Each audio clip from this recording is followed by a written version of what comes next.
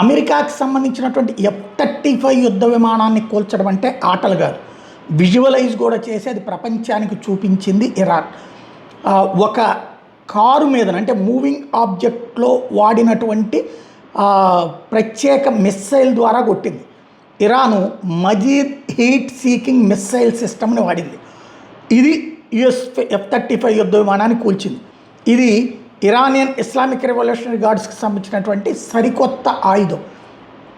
ఇది గాలిలోకి వెళ్ళాక అవతల పక్కన ఉన్నటువంటి హీట్ అంటే ప్రకృతి సహజ సిద్ధమైనటువంటి ఎండవేడి కాకుండా స్పెషల్గా ఉన్నటువంటి వేడి, అంటే మిస్సైల్కి సహజంగా వేడి ఉంటుంది, యుద్ధ విమానానికి సహజంగా వేడి ఉంటుంది.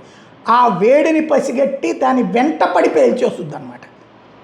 అది దానికి వెళ్ళి గుద్దుకుంటుంది, అది ధ్వంసం అవుతుంది, ఇది ధ్వంసం అవుతుంది. ఒక తర సూసైడల్ అటాకింగ్ మిస్సైల్ అనమాట ఇది.